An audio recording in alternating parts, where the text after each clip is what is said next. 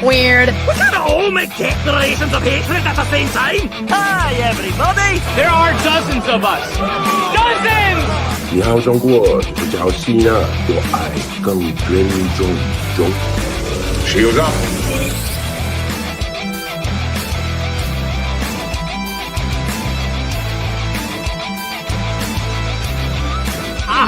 Alson, help me up onto his casket so I can dance on it.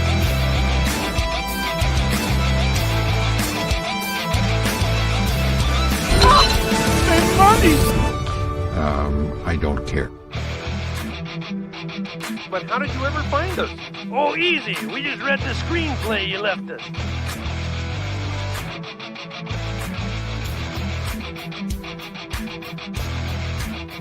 Oh, God! Oh, God! Oh, God!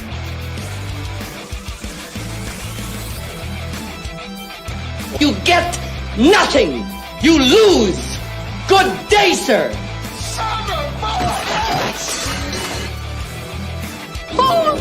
I'll help you. Everything is sexist. Everything is racist. Everything is homophobic. And you have to point it all out. Just when I thought I was out, they pulled me back in. Huh? Zappuccino. All right, it is Thursday night in Tooney Town, and that could only mean one thing. It is time for everyone's favorite night of the week. It is time for the greatest pop culture podcast there is out there. It's time for Tooney Talk TV. Folks, my name is Marvin, and I'm the Movie Monster, and I am thrilled to welcome you guys to another week of non-stop pop culture action. So, yeah, we've got a ton to talk about tonight. It might be a little bit of a shorter show than usual just because I've been crazy with moving. Kev's been crazy at work. There's just been a whole lot going on lately. So we got to pack a lot of information into this event here, guys. And I can't do it alone. So let's bring out the panel.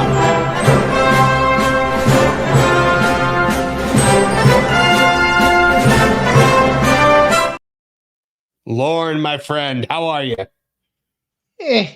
How are you? Yeah.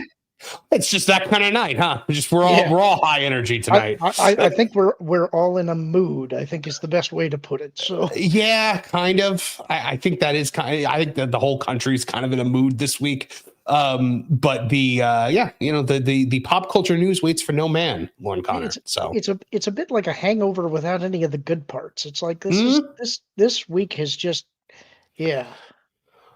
You're telling me I uprooted and moved my entire life this week. So, it's but you are in a better place now. You like the place. Oh my gosh. So much better. I mean, I got a pool for the first time in my life. It's very nice. I'm very much enjoying having a door to my studio. If I sound a little echoey, guys, it's because there's nothing on the walls here in the new studio yet. It's basically just a big empty room at the moment. So once this weekend passes and I actually get stuff up on the walls and I actually start decorating and everything like that, it's going to be a lot better. But let's bring out our next panel.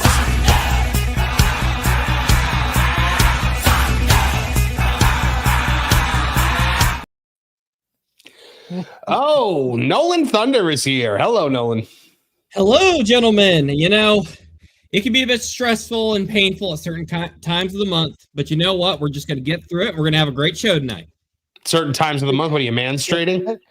There's all the positive energy, though. I got to give it to Nolan. He's in a good mood. Good for you, man. I'm cheating. Yes, I missed good job, two shows Nolan. this week, so I was slacking a bit earlier in the week. So I'm a little more. What two shows did you miss? I missed T3PO, which first time in a long time, and I missed the pro show the other night. That's right, you did. You jilted us. I forgot. I'm supposed to be mad at you. Okay. Well, this is awkward. I wish we had another panelist to bring on to stop the awkwardness, but we don't, do we? Nope. No, not at the moment. It's all So, Nolan's fault. Yeah, it is. It is 100% Nolan's fault, guys. Oh, I see. Oh, it was no one's fault. Oh, okay. I'm sorry. Well then, problem solved. So Kevin's not sure if he's making it or not tonight. He is buried in real life work. Trish is having technical difficulties and Martin is running late. So we are starting off just as the three musketeers, the men who journeyed through Dollywood together. Just last month. So we're gonna kick things off. And guys, this is a show that is made for you and funded by you. We rely on you generous super chats to keep the lights on around here. And so we stop and we read your thoughts in between each news story. We do take a break for super chats of $50 or more. We actually have a new clip to play when people super chat $50 or more. So just let us know, if you do, we'll break into whatever it is we're doing and when we get to you right away. So, all right, let's get started with some of the super chats here for tonight. You and Cumia says obligatory glom gold. Glom gold, glom gold, glom gold, glom gold. And Nolan Thunder gifted 5 Tooney Town TV memberships. Thank you very much, Nolan. No problemo. I think Vash got one too. So have fun with that. Yes, he did. Yeah, well done, Vash Sky. Regina Sharp checking in for $5 says, dang system not taking my actual request, so just Glom gold, glom gold, glom gold, glom gold. I don't know what you mean by the this. system, but go ahead. I need to share this because I've had something happen to me recently where I heard the all I do is win, win, win no matter what song. And now whenever I hear that song, I just think of Glom Gold. So I'm blaming you for this. How do you not? All I do is win, win, win no matter what. Got money on my mind. Everybody hands go up. And they stay there. And they stay there. The episode where that happens is amazing too. It's when he takes up like a handful of change from the money bin and it drives Scrooge crazy. And so Scrooge thinks that he's going insane. It's really, really good. I think that's also the one where they've got some kind of game. Answer me, baby. And Liquid Fox for $5 Canadian says, I was going to say favorite night of the week. What about the Tooney Town Wrestling chat? But then I remembered we make you watch AEW Scrum. So yeah, fair enough. No, I love Tooney Talk Wrestling as well. I just, this is more kind of my wheelhouse of topics. So, I not that I don't like wrestling. Obviously I do. I have a whole channel dedicated to it, but we get to have some more of a varied chat, and we don't have to talk about Dave Meltzer or Mercedes Moné. So Andre Adams for $10 says, Lauren, my man, great call on Andor. Amazing television. What we wished for in Disney Star Wars. I think that's the first time that somebody has actually confirmed what I said. Glad that you enjoyed it. I'm very happy to hear that. You know what? I'm going to have to actually sit down and watch it finally because everyone has told me how good it is. And all I watched was the first couple of episodes of the first season and just it didn't resonate with me. You got to get to episode 5. Once you get to episode 5, it takes off and you start to get it. All right. John Williams for $4.99 says, I forgot Karate Kid Legends came out in theaters recently. This is Nolan's fault for you not knowing about Karate Kid. I see. Oh, it was no one's fault. Oh, okay. I'm sorry. Well then, problem solved. In my defense, John Williams, I actually wanted to go see it, but I was forbidden from seeing it because I hadn't seen any of the other Karate Kids. So I was about to get my money. Yeah, you forbid me from seeing it. You've never seen a Karate Kid movie? No, none of them. Not even the one with the chick. Well, you don't have to see that one. But the Karate Kid 1, 2, and 3 is like, you have to see those. Yeah, I'd say 1 and 2. I'm still a little iffy on 3 myself. Oh, I love Terry Silver. I appreciate 3 a lot more after watching Cobra Kai. Cobra Kai is a much better version of Terry Silver because they actually explain the bug nuts insanity of that movie. Yes, but, where he basically says that he was on drugs the entire time in Karate Kid 3. I love that. That does improve it. And Mike Barnes, actually, bringing him in the way they did in Cobra Kai was great too. So Karate's bad boy, Mike Barnes. I love Mike Barnes. Regina Sharp for $5 is not sure. I think the system. Glom gold, glom gold, glom gold, glom gold. Is it an actual ad now? Oh, maybe. StreamYard has been absolutely abysmal today. It was actually down for most of the day. It kicked the Pro Show off mid-show. So Pro is doing a makeup show tomorrow morning at 9 a.m. for those of you that missed it.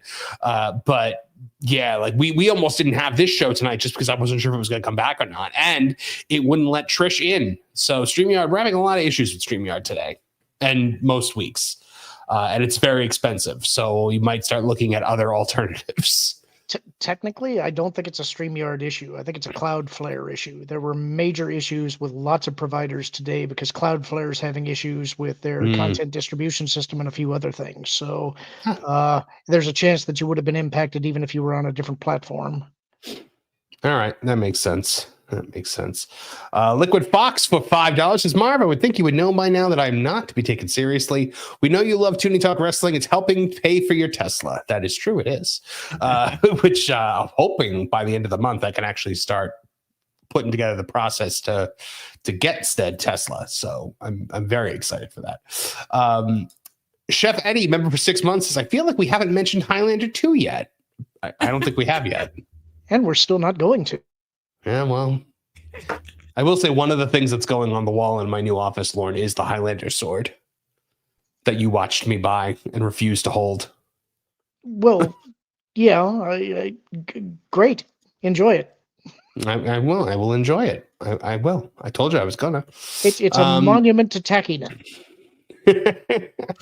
All right. Let's move into our first story of the week. You know what? I think I want to start off with the world of John Wick, since that is now a thing that I know about. Nice. So, yes. So I've now seen all 4 John Wicks. I attempted to watch the Continental series, and that wasn't good. So I stuck to just the 4 movies. But the John Wick female-led spin-off Ballerina flopped in opening weekend box office as women didn't show up. Lionsgate may have tried to choreograph the conversation around Ballerina, its female-led John Wick spin-off, but the box office did not follow the studio's lead. After weeks of promotional buildup and early embargo controversy, the first John Wick spin-off has stumbled out of the gate with a disappointing $25 million domestic opening. That figure places Ballerina second at the box office for the week and marks the lowest debut in the Wick universe since the original film's modest launch back in 2014. The real kicker is female audiences didn't show up again. Despite Ballerina starring Ana de Armas in a role specifically designed to expand the John Wick world with a female lead, audience tracking from Post-Track shows that 63% of opening weekend moviegoers were male. This mirrors a recurring trend for action-heavy franchises that try to pivot toward female-centric storytelling without truly connecting with the female audience. This also happened for the Marvels. It marketed as a big one for women in the MCU. The film also skewed male in audience composition, even more so than some male-led superhero films. The promised demo still didn't respond, and now Ballerina appears to be facing a similar reality. So Ballerina, I mean, the original John Wick opened as a brand new untested IP to $14.4 million in 2014. John Wick 2 got $30.4 million opening in 2017. Chapter 3, Parabellum's opening soared to $56.8 million, and 4 reached a franchise best $73.8 million opening in 2023. Now, guys, that's what you want to see when you have a franchise. More and more and more with each more and more with each of the subsequent films. That's not what you typically see in things like the Star Wars sequel trilogy, which people try to tell me was a success, but each subsequent movie made less than the one before it. So, I mean, Lauren, do you have any interest in going to see this Ballerina movie? Well, I haven't really been plugged into it. I did see the trailer, and the trailer to me looked good, but I was one of those people that didn't like John Wick 4. What did you not like about John Wick 4? Because I watched John Wick 4 and I couldn't understand why you didn't like it. Well, it's kind of difficult to explain because I'm not sure even I can put my finger on what exactly didn't work for me. I feel like some of the relationships of the characters I didn't buy, or I felt like perhaps they could have done more with some of the relationships that were set up than what they actually did. I thought the rivalry between John Wick and Donnie Yen for me didn't really work. And it felt to me like they had set it up so that they were going to end the series. They made an arbitrary decision to do that. And it didn't feel like that's where the series was supposed to go for me. Now they painted themselves into a corner where, spoilers, people, they killed him, but now they're going to bring him back, which is going to feel like the most contrived thing ever. I think they wrote themselves into a corner. They made one movie too many for me. I think maybe it should have just ended with 3. Maybe. I mean, look, but 3 was a weird one because you had to do a 4th because nothing got accomplished in the 3rd movie. But if they had 3 was a setup movie, but if they hadn't written it as a setup movie, I think maybe that's where it should have ended. And I don't know. Maybe they can pull off a 5th, but I'm afraid that if they go and they try and do this and it doesn't work, it's all going to depend on how do you pull off that John Wick is not dead. If it feels like a contrivance, then you're running the risk of becoming a parody of what you once were. I think in a way, the world building of John Wick is what made it such a great thing, but Yes. I'm afraid maybe it sprawled too much. Maybe it got too big, and maybe it should have remained smaller. Well, you know what? There were things like the duel that he was able to have in John Wick 4 that put an end to this. I'm like, you could have done that in John Wick 2. Like when they sicked the high table on you, when the guy turned on him, he was still with the Russians at that time. He could have easily thrown down the gauntlet. To me, the 4th one felt like a contrivance, and I know I'm in the minority for the opinion on that. I know a lot of people really liked that movie, but for some reason, 4 didn't work for me.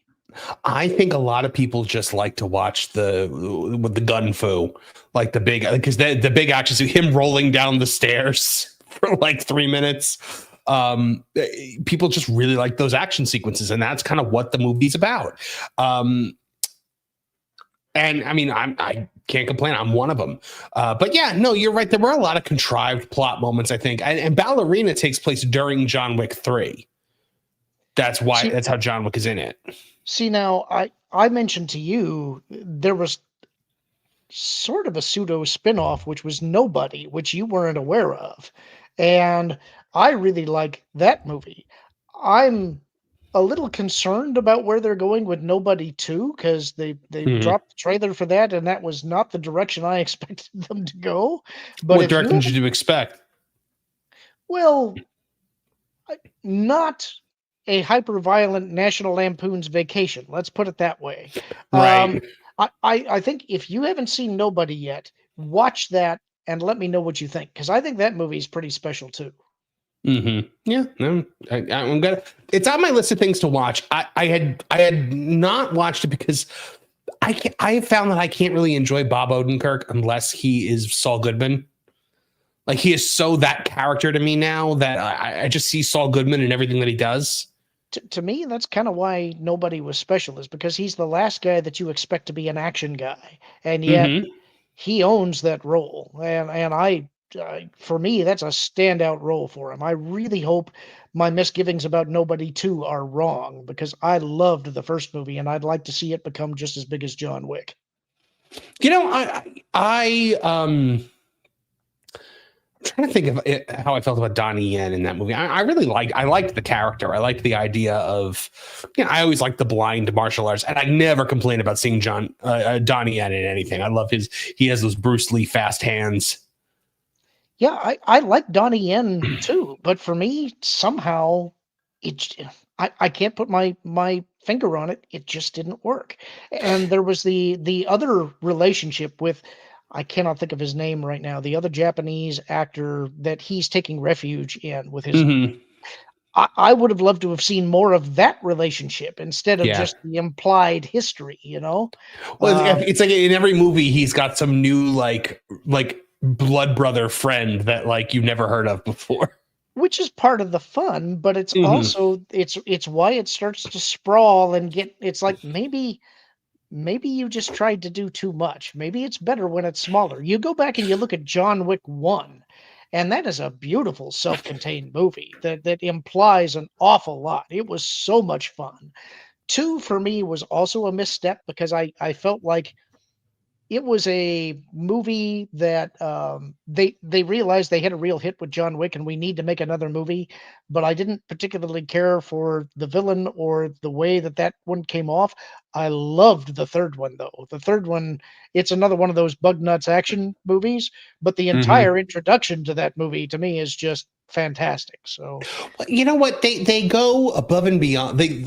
Each one of these movies goes to the next level as far as how grandiose it is, to the point where it's going to be like they're going to be blowing up buildings in John Wick 5 or like carpet bombing entire like city blocks, because the first one was so small and so contained, and then it just built and built and built from there. And that was, I think, when they were also like, hey, this first one was just a really good action flick, but people are really into the idea of the Continental. They're really into the idea of the lore of this like underground society. And I mean, that's why I was so excited for the Continental show, and just it didn't do it for me. And they were like, "Oh, Mel Gibson's in it." I'm like, "Yeah, sign me up." And it just was not good. That's real sad for me to hear, because I have wanted to watch the Continental. I thought the trailer for it looked great, but I haven't seen it, and everybody tells me it's awful, and that breaks my heart. What were we going to say, Nolan?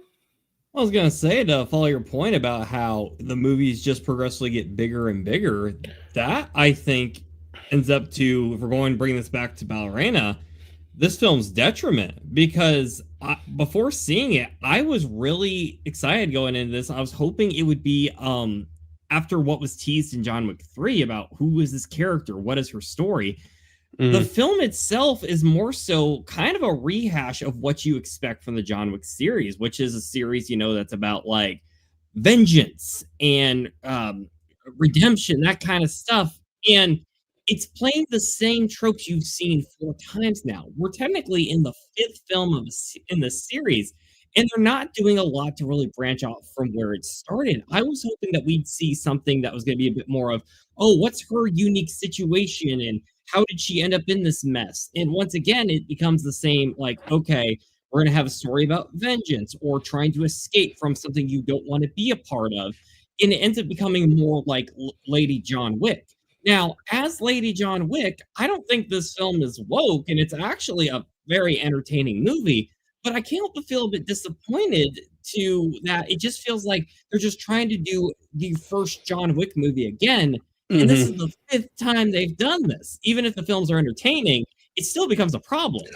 Well, one of the things that I really enjoyed in the John Wick mythos is that Russian contingent that he comes from, and the idea of a movie that explores that deeper. I was all in for that, and I liked the trailer for Ballerina.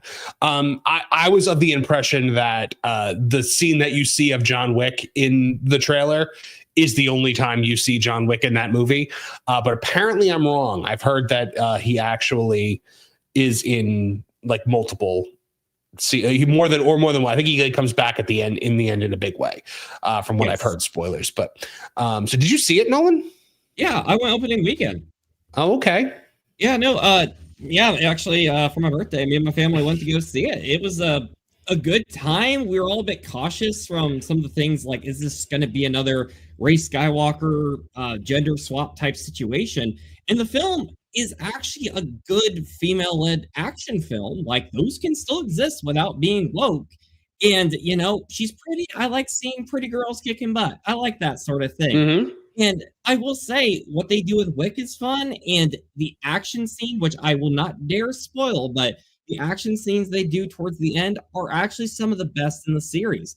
Its only problem is it just feels like when you leave the movie theater, it's like, well, this story was kind of pointless. Like, it just feels like we've been there, done that, as opposed to something original. But then if they did something original, people would complain it was too different. So it's a Western franchise. Go ahead, sorry. If they were going to do a spin-off of John Wick, I assumed they would have either been Don Yen's character, or it would have been, and I I blank on the character's name. The one he just keeps saying that he's nobody with the dog, the guy with the dog. Because I was like, well, what's the point of this guy unless it's to spin him off into his own series? Because there was no other point of it. The hunter guy. I wish I was a bit more familiar with the names, but yeah, you're correct. Like there were characters that had a lot of backstory that could have been explored, and I was okay with them taking a shot in the dark with such a minor character. But the reality is, like, they don't want to do something crazy different, because the difference between, say, Western entertainment and Eastern entertainment is, in the West, once it's a profitable franchise, they'll just keep going until this thing's in the dirt. Lauren was asking about how would they bring John Wick back from the grave. Well, at this point, I think we're going for zombie John Wick, because they'll just keep it going. I think, honestly, what they need to do, and this would probably be considered sacrilege, because I don't think you could use Keanu Reeves to do it. They need to go and show the backstory of how John Wick got out.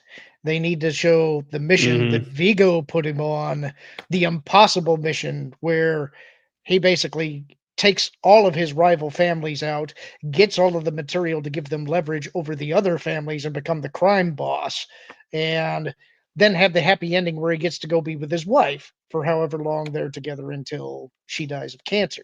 I think that's how you wrap the series, is you show the demon John Wick. You show the Baba Yaga, yeah. Yeah, and that's what you call it. You just call it Baba Yaga. Mm-hmm. That would be really cool. I'm shocked they haven't done that yet. But again, you're right. You can't do that with Keanu Reeves because he can't be playing a younger John Wick. Did you get the sense in the fourth one that Keanu Reeves is starting to slow down a little bit? Yeah, and I think that's why they contrived the ending that he did, is because he's in his 60s now, and he's saying it's like I think he is. Let me double check. But I mean, it's harder and harder for him to do this. And you got to figure at a certain point, yeah, he's 60 years old, born in 64. Wow. At a certain point, maybe you kind of want to do something easy for a change. The training that he has to go through for these is absolutely insane, and it's got to be hard on the body. So I don't blame I him noticed it in the fourth one in the action sequences where I was just like, he's missing a step here. Like it's nowhere near as crazy as it was 10 years ago. Which, you know, what's funny is, like, he was so insane in these John Wick movies, and it was clear that, like, all that Matrix training, it was still there. Like, you know, he knows what he's doing. But then in the Matrix, like, they barely had him do anything in the new Matrix film, which was terrible, I think on purpose. But like, he barely did anything. Well, again, you know, it's like you get older, and no matter how much training that you've had, no matter how much effort you put in, there are realistic boundaries for what the body can do at certain ages. And have you guys seen the shirtless picture of Schwarzenegger recently, where he's still got the biceps, but the rest of his body, it's looking like a melted dad ice bod. cream? Oh, Yes.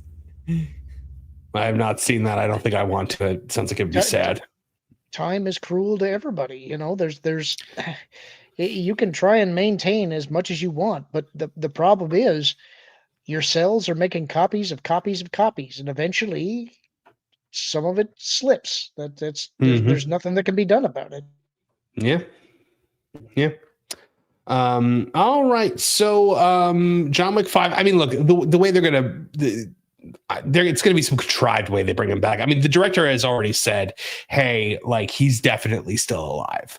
And apparently they had shot an ending of 4 that showed that he was still alive, which I'm like, well, why wouldn't you at least allude to the fact that he may have been alive at the end of that? I think it's because Keanu didn't want to commit. It's like he said at the end of the last movie that he was tired and wasn't sure that they were going to do another one. And I think if you put that cliffhanger in there that shows that he's alive, the audience is going to expect another movie. And if he doesn't want to do it, you're going to disappoint the audience forever. Now, the bonus that you get out of that is the speculation of what that movie could have been. And the audience would endlessly speculate about that. But I don't know. I'm not sure it's a good idea to do this. I'm not sure they should do a 5th. I mean, there's money to be made, so Hollywood is going to mine that to the end of time. Now, do you think? Now, this is going to be a weird question for you, Lord, but how do you feel about the fact that the director of John Wick, along with Henry Cavill, are doing the Highlander remake? Oh God, are you really going to make me have this conversation? No, I mean, like, I think this might be the right project for them. Look, I'll say this. I hope Henry Cavill gets some kind of a home run, because this guy has just had the worst luck in picking projects and getting screwed over by writers. It would make me very happy if he is able to make something that is good, that people like, that they come to the theater to see, and it runs up great big box office totals. If that happens, that's a great thing. And if I liked it, even better. I'm always happy to see a good movie. That makes sense. I think when I see everybody asking about Highlander all the time, joking that they want me to watch all of these movies, I think there's rose-colored glasses that are going on here. I think because you saw it at a certain point in your life when it was a pivotal movie for you and it made an impression, that's why you love it. And that's the magic of movies, is that if you see the right movie at the right time, it can leave an imprint on you for life. I went in watching Highlander because of you guys all made it sound like the most insane thing ever, but I figured, well, I kind of like an insane movie every once in a while. I was open to enjoying it, and I'm not kidding here. I really didn't. I wanted to like the movie. I tried to like the movie, and I was just bored and a little bit horrified. It just the movie didn't work for me, and that's why I have no interest in seeing the rest, because I know the concept for me just doesn't work. If it did, I would watch the other stuff. Now, I may be open to watching their remake if it looks like maybe they do something with it that would work for me. I'm not saying I won't go see the remake, but if it's like the first one, you're going to get the same kind of result out of me. That's all I can say. Absolutely. All right, guys, we got some of your super chats to get to. Liquid Fox for $5 Canadian says Mark driving his new Tesla for the first time, gripping the steering wheel tight as he remembers all those scrums yelling, "I deserve this." Yeah, I might just. Jeremiah Hembry, member for 2 months, says, who could you see playing the new Wonder Woman, and what's your thoughts on the new Superman trailer? Wonder Woman. I mean, Sydney Sweeney can't play every role, but actually, she might actually be a good Wonder Woman. Give her black hair, and she actually probably would be a good Wonder Woman. She has the right assets for it. I actually don't know. I would have to think about that. I'm not sure who should play Wonder Woman. I actually really liked Gal's portrayal. But I know that as a reboot, you can't go back to that well. So I'd probably have to think on it for a little bit before I could. Okay, so I liked Gal Gadot as. I liked the. She looked like Wonder Woman. She really looked like one. She had the look. How about Gina Carano? Oh, but she'd be the greatest Wonder Woman of all time. She would be fantastic as Wonder Woman. She'd be perfect. But like Gal Gadot, like when she was like, Kal-El, no. Like the woman, I'm sorry, I like her. She seems like a very nice lady. The woman can't act. She's terrible. Really, the only things that I've seen her in are the first Wonder Woman, and obviously I had to see her in Snow White.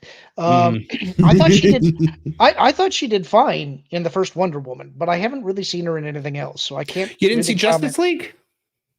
Oh, I guess I did. I did, but I don't really remember it. I think I was like you. I was not a fan of the Snyderverse generally, so I don't remember anything about her performance in it, which I guess probably speaks to her acting ability. So I'll have to take your word for it. Honestly, I think you're going to have to go with an unknown for the new Wonder Woman, because you're going to want someone that you can hang on to for multiple films. Gina Carano would be the best, but they're not going to do that. I mean, it would be the most amazing thing ever if they did. If they cast Gina as Wonder Woman, I think they would win. They would officially win. But it's James Gunn, so it's not going to happen. I mean, the amazing thing about that would be, think of the stunts. Think of what she did as Cara Dune. But I mean, that's the thing. You want the strong independent female, and she's doing her own stunts, and you buy it because she can do that stuff. I think that would be a lot of fun. Somebody get out there and do some artwork of what Gina Carano would look like as Wonder Woman. I want to see. It's got to exist because I just look. There's Sydney Sweeney Wonder Woman artwork, but I'm looking to see if I can find anything. Oh no, there's not that much.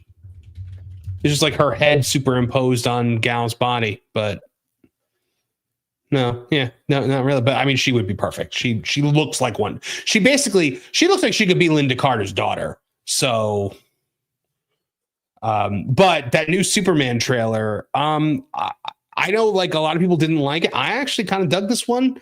There were a couple moments where I'm like, oh, is he Superman or is he Star-Lord? Where he's like, I am doing important stuff. And I was just like, oh, it's James Gunn. That's like, the problem is I can't look at this film for even a frame of it without seeing James Gunn. And this is the problem. And this is the editorial that I've been dying to write for That Park Place is Superman needs to be handled in a way where it's about Superman and it's not about who his director is. And we have not had that in years and years and years, well over a decade, because the Snyderverse was all about Zack Snyder. And this universe is clearly going to be all about James Gunn. And this is Hangry. Every time Hangry writes an article for That Park Place with Superman, he's like, James Gunn's Superman, directed by James Gunn, produced by James Gunn, part of James Gunn's DC universe and coming out on July 11th as approved by James Gunn. Because that's basically what it is. Like, he's everywhere. He's constantly commenting on everything. He is the marketing machine for this entire film. It's built around the director, and that's never a good thing. I mean, it's fine for things like if you're Quentin Tarantino and you're doing Quentin Tarantino movies, but they're not giving Quentin Tarantino Superman.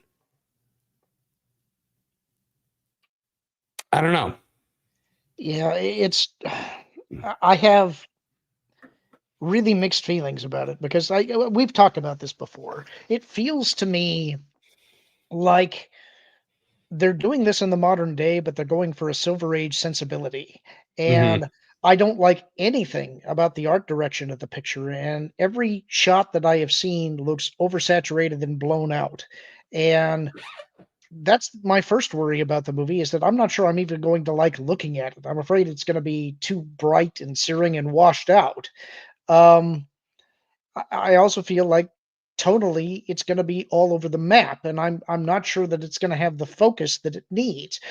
If they somehow manage to pull it off, it has the potential to be great. You know, it's like I really did like seeing Corin Sweat doing the geek out thing on that video about Star Wars stuff. That shows that this is a guy who actually loves the materials that he's working with. And I think if they get Clark right, they stand a much better chance of getting Superman right. It looks to me like they probably got Lex right. I'm not sure that I like the inclusion of all of the other characters. I don't need to see Mr. Terrific. I don't need to see Hawkgirl. I don't need to see Guy Gardner. You know, I want Superman. And Lauren, they released character posters, and there were nine named Daily Planet characters, like not even touching heroes. They were there were like a ton of people that were just from the Daily Planet. There's too many characters in this movie. Like Perry White and like you have Perry Jimmy White, Olsen? You have Jimmy Olsen, you have Steve Lombard, you have Cat Grant, you know, they on and on and on. I've heard a criticism before this film's come out, like apparently from test audiences or whatever, that it feels like a sequel to a first film that doesn't even exist. And that seems like that's been my biggest concern from the get-go. It's like, how many people do we need to cram into the first movie? Because if you start cramming so much of that first film like it's going to be this big series, it's going to become like the Golden Compass film or something, where it starts out like this is going to be a big series you're going to see over the next 10 years, and it flops from the first film, and then the whole film just ends up feeling empty. Yeah, I've heard that same thing, and it is a worry. But I think comic book filmmakers right now are in a real bind because the audience has told them that they're sick of origin movies, but I think those origin movies are really important. You have to lay the foundation before you can do the big tent pole, and if you rush it, and especially if it doesn't work, you poison the well for all of the rest of the franchise films you're trying to do. Mm-hmm. I we never look at like Captain America, the first Avenger, and we're like, oh, I don't even remember who directed that movie. Joe Johnston, you clod. Oh, right. Okay, I blanked for a second. But we don't look at that and we're like, oh, Joe Johnston's Captain America. Like, we just look at that as the Captain America movie. It's not so intrinsically tied to its director the way every Superman movie that we've gotten for the last decade plus has been. Even to an extent, Superman Returns was all about Bryan Singer because it was what Bryan Singer wanted to see. I just want a movie where you get a director who doesn't care about it being an extension of themselves. Like everything with this movie irks me with the James Gunn stuff because it's like, okay, Crypto looks the way he looks because James Gunn's dog looks like that. The connection to Pa Kent and Clark have is based on James Gunn's connection with his dad. The Kent farm is a double wide because that's the farms that James Gunn grew up seeing in Missouri, never mind the fact that it's not anything like Kansas. So it's just too much James Gunn. Go ahead, Lauren. Well, a thought just struck me as I was sitting here, and one of the things that I think Superman needs to be is a little bit corny. It needs to be the big blue Boy Scout. You need the dork that is Clark. But that made me think about, well, what made the 78 Superman work? And a lot of that was Christopher Reeve. But besides that, think about the very opening of Superman. After you get through those amazing credits with that music going, you open up on the comic book. And basically talking about 1938 with a little bit of narration before you get to the Daily Planet. And it's just a framing device, but it sets your mind into, okay, this is the time period we're in. This is the Americana that you're thinking of when you think of Superman. We're going to be starting, I'm pretty sure, with Metropolis, and the Daily Planet. We need to see Smallville. We need to see Kansas. And we need to see small town, aw shucks, Americana celebrated. I'm not sure. Apparently, we're not even going to see the American way be discussed because they're saying that that's not going to happen. Now, look, this bobblehead that supposedly said truth, justice, and the human way. I looked and looked and looked for a credible source on that. I couldn't find anything. But enough people now, and Chris Gore is now saying that he has heard from people that have seen the movie that the American way is never spoken in this. They never say truth, justice, in the American way. So that doesn't surprise me. They see it as marketing to an international audience. They want to run up the totals in the international box office, and they feel that making that kind of sentiment is going to turn off the foreign audience because they don't like us that much. I think that's a stupid calculation because what Superman is supposed to represent is the ideals of America. He's supposed to be America at its best, but this goes over the execs' heads. So. Lauren, but I mean, it's not like Captain Story 2. They could just have Superman posing in front of the American flag, but then the international version just have the planet behind him or something. It's just silly. Well, I mean, it's like they did this with Captain America also. Remember when the first Avenger came out, it was just called The First Avenger in some markets. They didn't put Captain America in the title, but then they realized people liked the character. They didn't care that he was American. Yeah, and you get some people that argue that was added in due to wartime stuff, and technically that's true. The American way was not originally part of that phrasing, but Superman is America, and if you doubt me, go read my favorite Superman story, which is Red Sun, which takes the idea that his capsule landed 12 hours later and ended up on a collective farm in the Soviet Union. And you get to see the Soviet Superman. It's to my mind, the best Superman story ever told. And it shows you that if you were raised with different values, he's still Clark. He still believes he's doing the right thing on behalf of the Soviet Union. But he was raised differently and he becomes a different person. And that takes Lex Luthor as the president of the United States to come up with the one phrase that can disarm him and make him understand the error of his ways. Beautiful story. If you haven't read Red Sun, read that story. It's good. I think they did an animated film of it too, Lauren. Was it any good? I haven't seen the animated film. I've only ever read the graphic novel, but I'm telling you, if the animated film adapts that story properly, it would be just as good. You know, the one thing in the news. I'm going to need you to go to your YouTube channel and make that your next book reading, because I need to hear this story ASAP.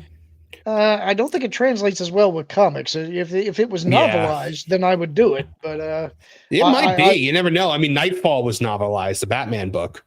Yeah, it was, but I don't think they ever did Red Sun. If they did, I'd definitely pick it up. Maybe I'll look for it just in case. But I'm telling you, it's worth reading. Check it out. The one thing I liked in this new Superman trailer was it showed that scene where the building is falling over, and it shows that he actually stops the building from falling over and saves people. And that was one of the things Kevin was screaming about how, and he doesn't, the building falls over and where's Superman? I'm like, I bet you he stops it. Like, so I felt vindicated in that moment, but he's not here, so I can't really. John Williams from 499 says, nobody didn't work for me because it's just John Wick, former assassin that gets back into action instead of just an actual nobody who snaps. Well, I guess that's a take, but I mean, my take on it is that he deliberately became a nobody, and he did it so well that he became the most passive person in the world who had suppressed all of this rage. I don't know. Everybody's going to have a different take on it, but I loved it. Lauren, did you see Ke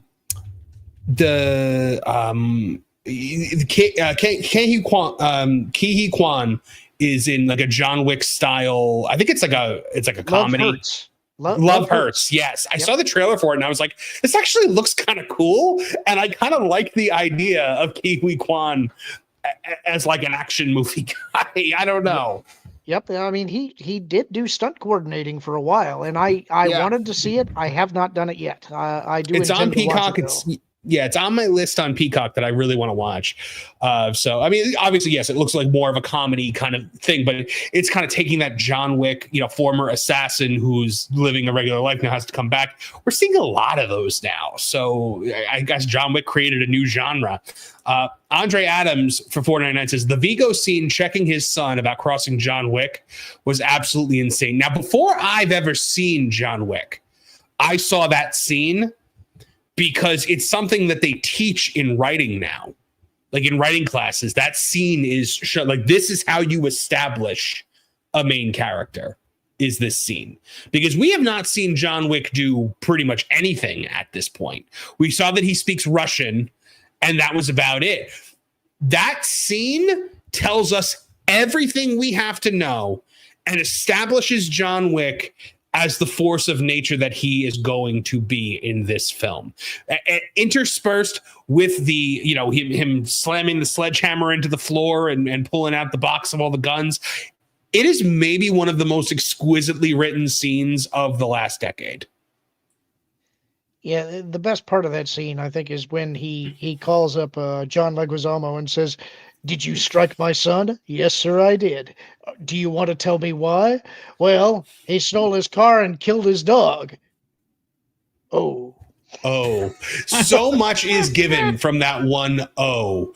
And then when he tells the story of the Baba Yaga, you're just kind of sitting there and you're just like, oh man, like you are feeling the dread that Theon Greyjoy is feeling in that moment. Like it is just like, oh no, you really messed up. I love the line where he's just like, and a week after his wife dies, you steal his car and kill his dog.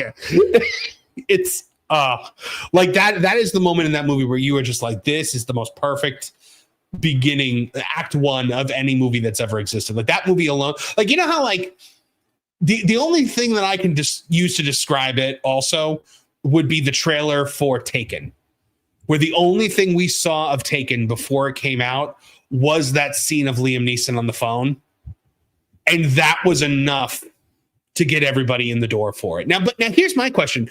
Does that scene hit as hard in both instances here if it's not Liam Neeson and Keanu Reeves in the role?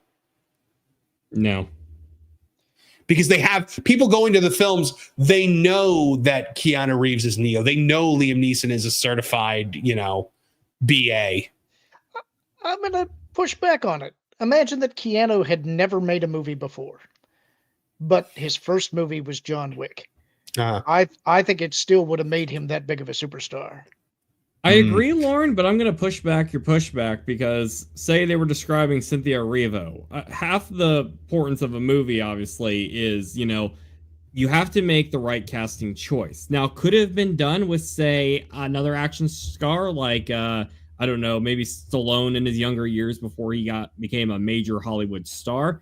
I think it could have. Maybe not to the same effectiveness, but at the end of the day, it still is very dependent on getting that it person in the role. You know whose opinion I really want on this?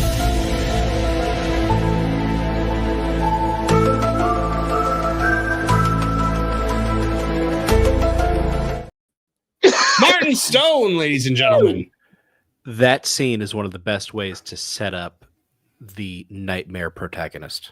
Yeah. I love that description too, the nightmare protagonist. I mean, he calls him, he's the boogeyman. Mm-hmm. Like that is exactly what that is. It's exquisite writing. It is just a perfect scene. But it could have been other actors. I could have, like, if we're reaching back, I could see Charles Bronson being John Wick. I could definitely see, maybe see Steve McQueen do it. He exudes a little too much cool, whereas Bronson exuded menace. But there are other people it could be, but Keanu really does it well. Yeah, he does. He does. Juliet, member for 3 months, says, "Good morning, Marvin panel and chat." Good morning to you, Juliet. I guess wherever you are, where it is apparently morning. I wonder if you're down under. But all right, we're going to get to the rest of your super chats in a bit. We're going to move on to our next story now that Martin Stone is here with us as well. All right. Oh, this is a fun one. So Muppet fans roast the new Kermit he's been Kermit for 7 years, Kermit the Frog voice on the final day of Muppet Vision 3D as Disney announces Rock and Roller Coaster overlay. Many Muppet fans got their first taste of Matt Vogel, the new voice of Kermit the Frog, this weekend, and the responses were less than ideal for Disney. Now, Disney's Hollywood Studios bid farewell to Muppet Vision 3D last week, a beloved attraction and final project overseen by Muppet creator Jim Henson before his untimely death in 1990. The closure was a gut punch for fans who cherished the 3D show as a time capsule of Henson's creative vision.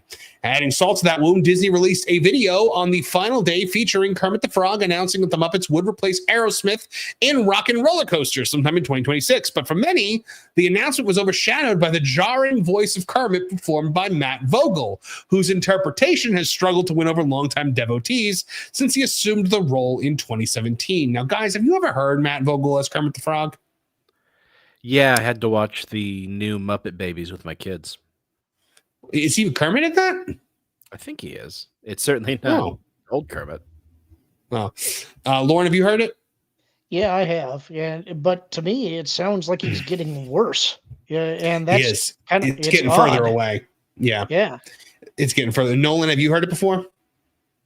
I had heard you and Pro talking about it and how he was the evil Kermit from Muppets Most Wanted, which I actually enjoyed him in that role, but this was actually the debut time I'd actually properly heard him, and my God, I didn't know it was possible. I'm going to force everybody to hear it real quick. Hi-ho, everyone. Hey, the Muppets are busy packing things up and getting ready for our big move to Sunset Boulevard in... Can you hear that? Everybody, I don't want to. We could hear that, yeah. Okay, good. Disney's Hollywood Studios at Walt Disney World. I can't tell you how excited we are to be part of Rock and Roller Coaster, the first ever Muppet coaster in existence. That is, if you don't count Gonzo's homemade laundry chute roller coaster in our old theater, which I do not. So, anyway, we will see you all there in 2026. And why does he go, instead of, yay?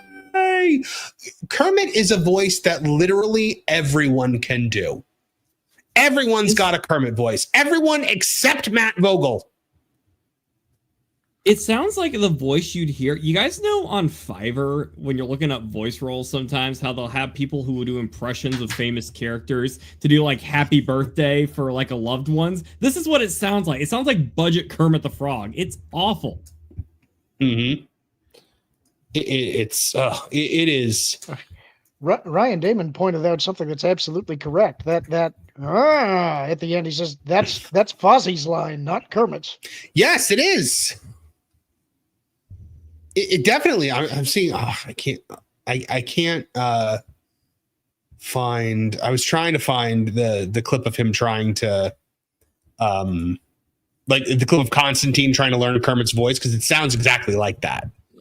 And which, I mean, look, if the plan, if this has been a slow burn to reveal that Constantine has replaced Kermit again only for 7 years, and Steve Whitmire will come roaring back, like that would be awesome. But this is not, it's not what it is. Matt Vogel, he also is the new Big Bird. He took over for Carol Spinney as Big Bird when he retired and then soon after passed away, unfortunately. And he's terrible in that as well. Like he's just, his Big Bird might be worse than his Kermit. Marvin, did you come up with the plot of a new Muppet movie? Like the evil Disney execs are trying to shut down Muppet Vision 3D, and it's up to Kermit, the real Kermit, to save the day? Well, Josh D'Amaro and Bob Iger have done what Tex Richmond and Miss Bitterman were not able to do in destroying the Muppet Theater. Okay, I had a question about that, actually.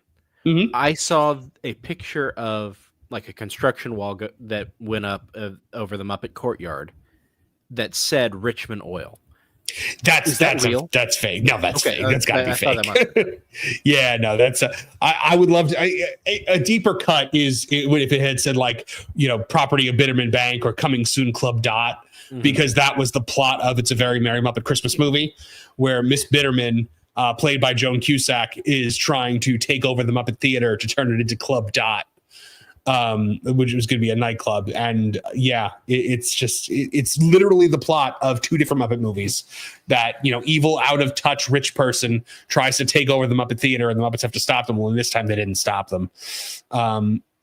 We do have a exclusive on That Park Place right now where one of our sources has claimed that they are going to move Muppet Vision into the theater that currently has that villain show, because apparently that villain show is not very popular.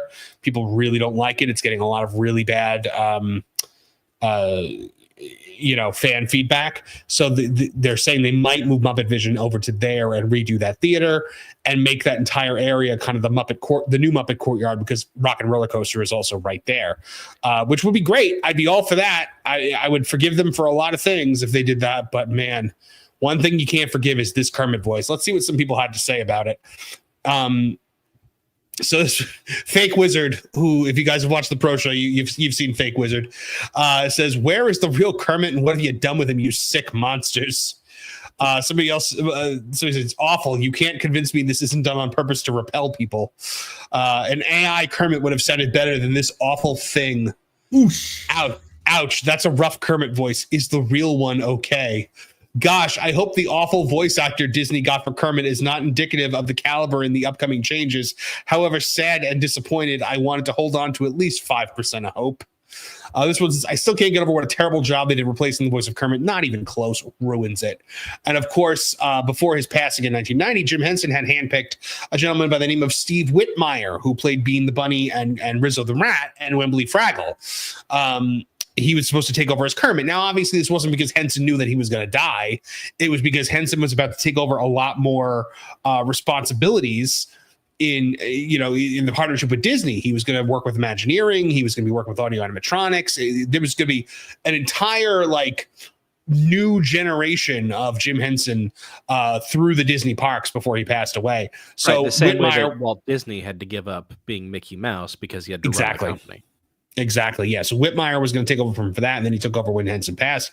So Whitmire was Kermit in the Muppet Christmas Carol, Muppet Treasure Island, the Muppets, Muppets from Space, Muppets Most Wanted, and of course Muppets Tonight, and the show that I believe honestly was ahead of its time, which was the Muppets on ABC, the mockumentary. I was like, if that came out today, that'd be huge. It was jarring when it came out, but nowadays I think it was just ahead of its time. Did anyone else watch that? Oh, it's on Disney Plus. It only went for one season. Basically, it's like Miss Piggy is hosting like a late night talk show, and the Muppets are all like her crew, and it's them. It's like basically like The Office style with them like doing the confessionals and stuff like that. Okay, but there's a thing where it's basically like Miss Piggy and Kermit have broken up, and Kermit's dating a different pig. That kind of looks like Natalie Dormer, and he's like, "What do you want? I'm attracted to pigs." But like there were things like, Fozzie was dating a girl. The funniest line is Fozzie's driving his car and he's doing a confessional and he's like, yeah, I'm really excited to meet my girlfriend's parents. Like it's not easy to meet people. When you post what was the line? When you post on dating sites that you're a bear looking for love, you get a lot of the wrong responses. And then he pauses and he goes, well, not wrong, but wrong for me. And I think that was one of the funniest lines that's ever been put in a Muppet anything. That's like a throwback to that Seinfeld. Not that there's anything wrong with it. Not that there's anything wrong with that. I love that. But yeah, it was, and so Steve Whitmire, the thing was Steve Whitmire stuck up for the Muppets a lot. And because of that, they got rid of him. Well, you can't stand in the way of progress, can you? Well, one of the things that he pushed back on was like there was in that mockumentary style show, there was a storyline in which Kermit lied to Robin. And Whitmire was like dead set against that. He's like, absolutely not. Like Kermit does not lie. Mm-hmm. And Disney wants to do what Disney wants to do. It's the reason why Frank Oz doesn't work with the Muppets anymore, because he pushes back on them. When they want the Muppets to do things that don't make sense or are against Henson's original vision, Frank Oz would push back, and they wouldn't fire him because they still need him to be Yoda. But he won't do Muppet stuff anymore. Like refuses to do it. And Steve Whitmire got fired, and he was devastated. Steve Whitmire was devastated when he got fired. The interviews that he did afterward were heartbreaking. But well, unfortunately, guys, the Muppets' best days are behind them. And I'm just glad we still have the things that Henson did, like Muppets Take Manhattan, which is a movie that does not get nearly enough love. That's the best one. That's the best Muppet movie, in my opinion. I love that one. That one is, I think, the best. Muppet Christmas Carol is obviously upper echelon of Christmas movies. But Muppet Family Christmas is the best Christmas special ever made. Anyone going to fight me on that? It's the one where they go to Fozzie's mom's house, and the Sesame Street gang shows up, and the Fraggles show up, and Jim Henson is in the kitchen washing the dishes at the end. Like it's perfect. It is my yearly tradition now. So after we do our live stream on Thanksgiving Day where we watch the parade, I immediately watch A Muppet Family Christmas. It's I guess I'll push back a little bit. I've got a soft spot for Emmett Otter's Jug Band Christmas. So good, right? I watched Emmett Otter's Jug Band Christmas this year for the first time, like since I was a kid. And my goodness, is that a heartwarming? Like, it's really good. What about so good? The Peanuts Christmas. What about the Peanuts Christmas special? Well, I mean, that's good too. Charlie Brown Christmas. I like Charlie Brown Christmas. Gosh, I mean, look, Christmas for me, like I think last year we did like our top Christmas specials as like a list here on the show. I think we did. Yeah. We definitely did it. It was so good. So good. All right. Let's see what else you guys have to say in your super chats. John Williams of 499 says, birthday. Are you old enough to no longer eat on the kids menu, Nolan? I mean, hey man, if you can keep eating off the kids menu, do it.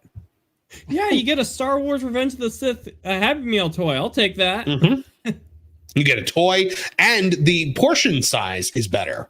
So, I have found like at Disney, sometimes I'll order off the kids menu because I don't need all of that they stack on there, and it's infinitely cheaper. John Williams of 499 says, Lauren, I saw Highlander last year and I love it. Go to the corner and think of your poor decision. I'm glad you like it. I'm always happy when somebody finds something that they like. I just do not. Yeah, I've always said it's more fun to like something than it is to hate it. Yeah, hating something hurts. It's actually it's a little heartbreaking, and if it just irritates you and makes you mad, you don't get anything out of it. It's just a sad thing. Now, there are bad movies that you can recognize are bad and enjoy. I've got a bunch of those myself, but at least at that point, you're self-aware enough to realize this is a bad movie. Right. The biggest one that I would contend there, this is one that I do not like. I hate this movie. This is probably my most hated movie, and everybody gives me flack about it. That is The Fifth Element. I think that is the worst piece of garbage that was ever made, and yet people love that movie, and I'll never understand. I love your Fifth Element rants. If you hate that movie, you should watch Valerian, and you will have a new appreciation. No, I learned my lesson from watching the one Luke Besson movie. I don't need to see another. Wait, what's Valerian? Valerian is like the the World spiritual of Tomorrow. successor to Fifth Element. It's Oh, based really? on a French cartoon. Comic book. Like anime. Yeah, comic book. And there was an anime that was done of it, I think, in the 70s. But it's this, like, the world sets up a space station, and they meet some aliens. Like, the aliens come to the space station, and the aliens end up establishing a presence there, and then more aliens show up, and eventually the station becomes so large that it's endangering the orbit of the Earth, so they just set it adrift into space. And so I think it's called, like, the comic book is like Valerian and the City of 1,000 Planets or something like that. So this space cool. station becomes its own planet that's like a rogue planet going through the galaxy. And it sounds interesting, but it's not good. Right. The okay, Lauren, I'm gonna admit to something that's gonna get me just as much heat as you get for Highlander. I hate the Goonies. Really? I don't hate it, but I also don't get it. I think I was old enough. I hate it. I hate it. I think the problem is I didn't watch it when I was a kid. I watched it as a 30-year-old human being. And I watched it and I was like, this is the thing that people have been telling me to watch for 25 years? Like, yeah, I'm the same way, and I think it's for the same reason. I didn't see it until I was older either. I get how I would have liked it if I had seen it at the right age. It's got all of the elements that I usually like for that kind of a movie, but I think if you didn't see it when you were at the right age, it's just not going to hit you the same way. oh, I was just like, this is terrible. Like, I sat there like just stone faced with like my arms crossed. I was like, what am I watching? To the point where like after that, anything else that was like one of those like cult movies that I had not seen, I was like, I don't think I can watch any of these. I broke that vow for The Dark Crystal and was super happy that I did, because I loved The Dark Crystal. Which, I mean, I was also really upset that the Dark Crystal series on Netflix did not get a second season, because I thought it was very, very well done. I said, finally, one of Jim's kids did something that he might have been proud of. Because Brian Henson he made the Happy Time Murders, which is just an absolutely atrocious movie. But I think he also directed Muppet Christmas Carol. But then again, Frank Oz was holding his hand the entire time. Scott Summers, member for 3 months, says, would MJF be co-host Gladiators with The Miz? I bet they can riff on one of the Gladiators. That sounds like a subject for Tooney Talk Wrestling. But no, the MJF could not be co-host of the Gladiators with The Miz, because everybody would be like, oh, look, The Miz is the co-host of the Gladiators. Who the heck is that guy? Miz's co-host will probably be a female, I would assume. Are they bringing back American Gladiator? They are, and Mike Mizanin, the Miz from WWE, is hosting it. Well, I hope they bring back the theme song this time. Oh my gosh, right? Sean, the artist formerly known as John C. LLM for $1.99, says, seeing Highlander 2 with my dad, didn't make it go. Okay. Regina Sharp for 5 says, I saw what he did to G.I. Robot and the Creature Commandos. Gun can F right off. Yeah, that Creature Commandos thing, people do not like that. Apparently that was just a steaming pile of crap. JPS, member for 8 months, says he's not the boogeyman. He's the one you send to kill the boogeyman. I like that line also. Did you guys discuss this, the name Baba Yaga? It's actually witch. It's a female. Is it? Russian word, yeah. Yeah, she's the one with the chicken-legged house. Mm-hmm. That's the one. Well, I didn't know that. Liquid Fox for $2 says Jim Henson is turning in his grave. That's awful. Regina Sharp for 10 says all power for Disney World is now 100% eco-friendly. Magnets have been attached to the bodies of Jim Henson and Walt Disney, and their spinning now generates 1.21 gigawatts. Yes, I could definitely see that. Andre Adams for $4.99 says that Kermit voice sounds like he uses brown Listerine. Seriously, it's so bad. I don't know how Brian Henson actually said it sounds more like his father than Steve Whitmire ever did. And I was like, go take a long walk off a short pier, Brian. I think does it sound more like his father and not like Kermit? I don't know. I've always had the idea in my head that Brian Henson is jealous of Steve Whitmire because Steve Whitmire was the kid, and like, so he was kind of, I always felt like he was kind of Jim's like surrogate son, probably his son that he's proud of. Dragon Queen for $2 says, can't fight you, Marvin. Puppets are endangered now. That is true. That is true. It's a hard knock life for us guys. Let's see. All right. So let's get into our title story now that Martin is here. Pedro Pascal wears women's clothes taken from female co-star, according to Dakota Johnson in a interview with Jimmy Fallon. So Pedro Pascal reportedly wears women's clothes taken from his co-stars, according to a recent interview. Pedro has built a career playing tough, silent types, from smuggling children to safety across post-apocalyptic America to bounty hunting in a galaxy far, far away. But off-screen, his antics are starting to sound less like a Mandalorian and more like a fashion-obsessed roommate who never asks before borrowing. On the June 2nd episode of The Tonight Show starring Jimmy Fallon, amidst the normal backdrop of absolutely no one laughing, materialist co-star Dakota Johnson casually exposed a rather curious quirk about her co-star Pedro Pascal. When Fallon pulled up a photo of the pair attending a 2024 Stevie Nicks concert in London, Johnson immediately pointed to Pedro's attire and dropped the bomb. That's my sweater. He does that a lot, she explained, clearly amused at the memory of Pedro Pascal in women's clothing. He takes my clothes. Fallon, like much of the audience, seemed to think she was joking, but Johnson doubled down. Apparently, the 50-year-old actor is frequently underdressed and raids Johnson's wardrobe when the temperature dips. He's like always underdressed, she added. Well, I mean like he's wearing a t-shirt and it's cold outside, not like he forgot his pants. The crowd laughed, but this is hardly the first time Pascal's personal behavior has taken center stage, and not in a flattering light. Obviously, we've seen a whole bunch of quirky, shall we say, you see it right there, where it's time for his summer sizzle. God, now that song's in my head again. Darn it. He's enjoying Tommy Boy Summer. Guys, I would like Tommy Boy Summer. I would like to float an idea by you guys here, because I legitimately think this might be the case. Dakota Johnson hates this man and is trying to ruin him. But she can't outwardly come out and just ruin him because Disney has so much money riding on him. So she has to just do like what she did to Ellen and just like drop little breadcrumbs about what a creep he is. Like the whole thing about him telling her to start an OF. Yes, yeah. I actually thought maybe she was trying to burn her bridges in Hollywood generally, because this press tour she's going on, she's dropping a lot of stuff about, creatives aren't being listened to, and Madam Web is other people's fault and stuff like that. But it could be more targeted than that. I've got that one too.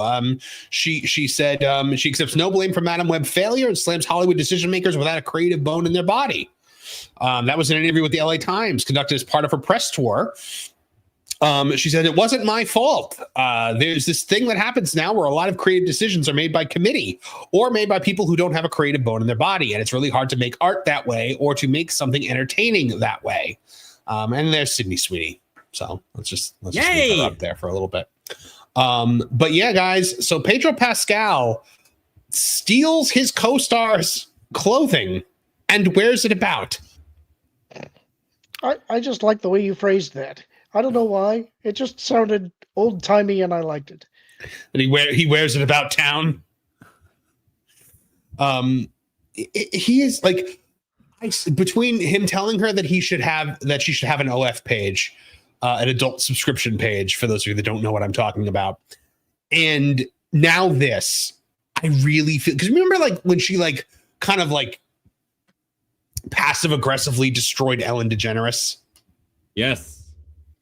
Yeah, like I think that she has made a lot of enemies in Hollywood, and she's still upset about how Madam Web went down. You know, she was known as the 50 Shades girl, and now she's a part of this schlock that's been coming out. And you know what? As per usual with Hollywood, usually when they fail, they're going to burn the whole ship down with them. It's the same thing we always say about Lucasfilm. When you fire people, they will find everything they can to destroy it. And I really don't think she likes this man.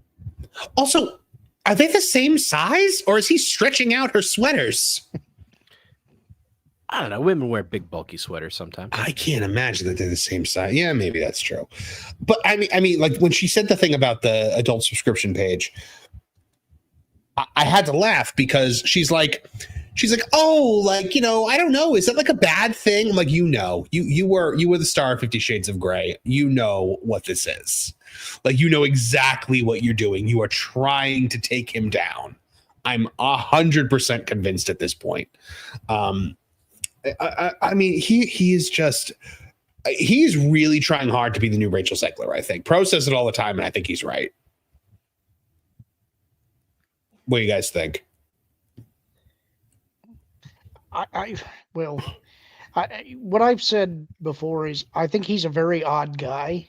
And I think some of that is an affectation because I don't think he understands that the Overton window has shifted. I think that he realized that he could get all of this traction with all of the woke stuff and being a male feminist, and it was getting him all these parts and all these roles. I don't think he is quite tilted to the fact that we're in a different area now. And I suspect that's going to catch up to him. But a lot of what I think is that he's been using it to his advantage for his career. Well, I mean, I think, guys, that I've been saying it for months now that I think the reason why Hollywood loves him so much is because he's one of the only leading male actors now who will agree to do the feminist stuff, who will agree to play second fiddle in a movie where he's supposed to be the lead, or a show in the case of The Mandalorian. And he'll be like, oh, yeah, no, it's my honor to do that. Like, I love to do that. Because we saw it recently with the Fantastic Four, where apparently they're saying Sue Storm is the true leader of the Fantastic Four, according to a Marvel producer, as Vanessa Kirby mocks classic Invisible Woman comic portrayal. A producer on the Fantastic Four First Steps made a bold claim about the team's leadership, and it's not that Reed Richards is wearing the crown. According to the producer Grant Curtis, the upcoming Marvel Studios reboot will position Sue Storm as the true center and leader of the iconic superhero team. In a new interview with Collider, Curtis addressed Marvel's approach to the character this time around, suggesting a dramatic shift from previous iterations. He says, if you do go back through the comics, you realize that Sue Storm is arguably the leader of the Fantastic Four, because without Sue Storm, everything falls apart. He further added that while the film's aesthetic may nod to past versions, the story and character focus are intended to reflect modern sensibilities. We have the desire to date aesthetically, but in terms of character and treatment, who could be front and center? It's like, hey, let's tell the best story possible. And of course, Collider then attacked the Jessica Alba films, framing those past portrayals as products of a more, quote, male-gazing era of filmmaking, because God forbid anyone be attractive. They criticized the original versions of Sue Storm for lacking depth and positioned the new film as a corrective step towards stronger female representation, as though that's something the modern MCU lacks. So, of course, Vanessa Kirby then said, it's really... it's the reality of embracing being pregnant and then carrying the baby throughout without falling into tropes or the archetypes we see in film around it. And it's a daily choice. And even when it came to beginning costumes for things, I was like, don't give me any like dolly skirts, because God forbid you look feminine. She also, they've also said that she's the most emotionally intelligent person on the planet. She then said that her and Pedro were laughing at classic comics where Reed calms Sue's complaining by buying her a new dress. Like, look, guys, I get it. It's like a 50s, like out of date thing. The last and it would totally never, ever work. Like, I know, guys, right? Don't even try buying your spouse something if she's upset. It just won't work. Right. It never, ever works because strong woman.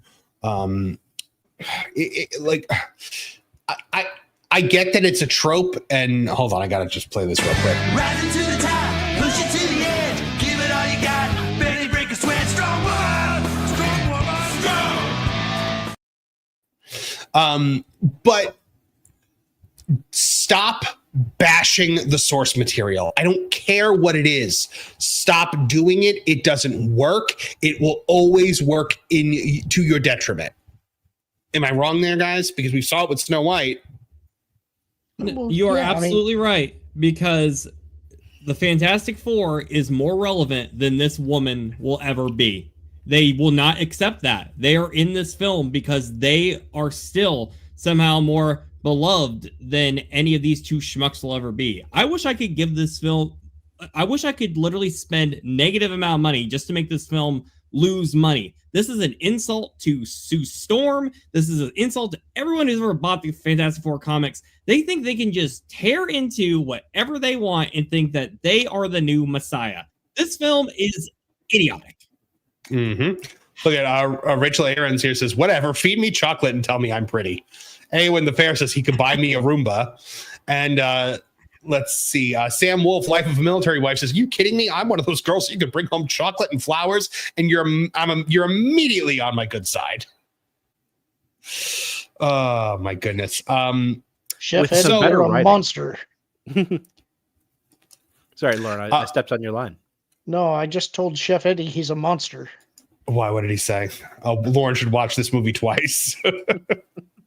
We're all going to have to see it. So, but Pedro Pascal, to get back to the thing here, says he loves being led by powerful women as Sue Storm takes the lead in Fantastic Four. It's his honor, guys. It's what I've been saying for months. So he goes, I love being led in a way when asked about working with Kirby. What you may identify as generosity for me, it just isn't. I'm only inspired by, I guess, just powerful women have been the thing that has gotten me through being alive. So to have the opportunity to stand by one, to learn from one, just a partner. It's a partnership. It's male and female, but it's also just kind of transcendent sort of partnership in the work and in the character. And so I don't really know what the F I'm going to do without you, Vanessa, honestly. And then, of course, Vanessa Kirby says, I've never had a male actor as a counterpart who's been so utterly equal and supportive of the relationship, but also to the female character opposite him. I just feel so grateful every day to have an actor like Pedro, who is so generous. Come on, guys. Everybody who went to college knows this guy from sophomore year, the one that figured out he could get on girls' good sides by playing the feminist. Yep. Yeah, but those guys never actually end up with the girl, and then they end up being incels at the end of the day. It is not like this whole like it's my honor to, you know, I'm just inspired by strong women. Like, stop it. Like, yes, strong people are a absolute, you know, thing to be inspired by, whether they're male or female.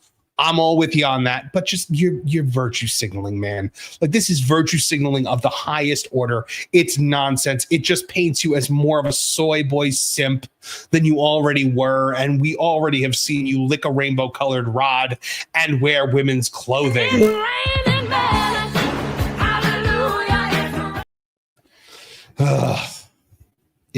I can't. I can't with him. With better writing. This movie could have its cake and eat it too. We could have the Reed Richards, who is the strong adventurer that leads a team, and also have Sue's moment to shine. All you have to do is, you know, kind of like in the Iliad, where what's his name? Achilles sidelines himself because he's in a snit, and other characters have to carry on without him. You do kind of the same with Reed. Reed messes up so bad that he loses his faith in himself, and so Sue has to pick up the slack. But at the same time, and you can show her emotional intelligence here, she's helping her husband to become a better man and get over that, and so he can take his rightful place as the head of the team again. You could do this with some good writing. It doesn't sound like they are. Wait, Martin, are you trying to tell me that you can have a strong female character who doesn't get over at the expense of an established male character? I think it might be possible. No, I think that you've gone too far. You're playing with fire here, Galileo. Marvin, Not about money. It's about sending a message. Go ahead, Nolan. I was going to ask, who do you think is going to bring more to his team? Do you think Pedro Pascal as Reed Richards or Rocky in the later seasons of Mighty Morphin Power Rangers? Oh, gosh. He basically is Rocky at this point. Like, this is so fun. Like, I can't. The only reason why I think I could still partially enjoy The Mandalorian if they gave Jon Favreau just creative control to do what he wanted to do in this movie is the fact that you don't see his stupid face. Yeah, this guy is just he is just entertainment cancer for me now. Gay. The fact, though, that he can even carry a scene where you believe the character shows he is a talented actor. Yes. I mean, look, he has played characters that have been legitimate tough guys, from Mando to Joel. I mean, like he has actually, and he's done them well. It's proof that he is actually a very good performer. It's just he's just such an idiot. He's such an idiot, and he just does no favors for himself. And look, I don't think anyone would care if he wasn't such a, like, he is second only to Mark Ruffalo in terms of like the political nonsense. Yeah. It reminds me of an alternate universe where, you know how like Schwarzenegger, was really big in the action scene for so long. And then he started doing, the family comedy type films. And it was funny because, we know him as being this big, strong dude. And now he's got to do something kind of funny. I see Pedro in like these, parodies where he's wearing like the women's clothing and all that. And it's like, I feel like in his mind, he sees him as he's this it guy. He's that tough guy. But he was never really that image on the zeitgeist to begin with. So now when you see him doing this stuff as parody of himself, it just looks pathetic because he never was all that to begin with. Right. Clint Eastwood, he ain't.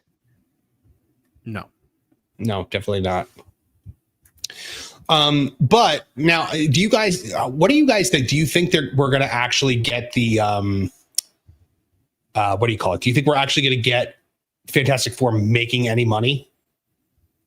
No, not with the budget and the marketing. I don't think so either. What was its budget? I don't think so either. I think the estimate is somewhere around 700 to 800 million to recoup the investment. I think that's what we landed on the other day. I could be wrong. Is Disney aware that $200 million movies exist? Not anymore. I don't know, man. I Warner Brothers is apparently now too, because Superman supposedly is in the $400 million club once marketing is factored in. So, I mean, these movies are absolutely out of control. Remember when the promise of CGI was that we would get great special effects cheaper? Yeah, I vaguely remember something about that. But these budgets have just ballooned, and they've sacrificed practical effects. Other than people lining their pockets along the way, I just don't see where these budgets make sense. Well, so there's bad news on. There is some bad news on the horizon for Fantastic Four, because Superman blew it out of the water in first day advance ticket sales, according to Fandango. So let's take a look at this, guys, because this is very telling on how people are looking at this film. James Gunn's Superman is flying high just hours after ticket sales launch, with official data from Fandango revealing the Amazon Prime early access screenings have outpaced all other ticket launches in 2025, including Marvel Studios' Fantastic Four: First Steps. It's a stunning early reversal of fortunes, as DC could be set to take the superhero box office throne away from Marvel after years of Disney dominance in the superhero genre. This is going to be a big superhero fight this year, guys, with Superman versus the Fantastic Four. Now, one being bad does not make the other one good. I think that is important to note. But one of them will ultimately make more money, and I think it's going to be Superman because I think that there is no interest from people in this Fantastic Four movie. I don't know why Fantastic Four can't get a great adaptation. I think part of it has to do with that what made Fantastic Four revolutionary in the 60s was done by everybody else, and so it doesn't feel revolutionary anymore. It doesn't feel like an event for there to be a Fantastic Four thing, when it should. You know, one of the things that I heard about this movie is also that there, like, people, some test screening people were saying there is no cool instances of Reed Richards using his powers. There's nothing like creative about it. Like, remember when Fantastic Four came out, the first one, the first Fox one, and The Incredibles came out like very soon thereafter, or maybe even before. And the things that Elastigirl did, everybody was like, "Oh my gosh, why wasn't Mr. Incredible doing stuff like that?" Because they did such creative things with Elastigirl. And apparently in this movie, they're saying that he doesn't do anything like cool in any way, shape, or form. Just stretchy arms.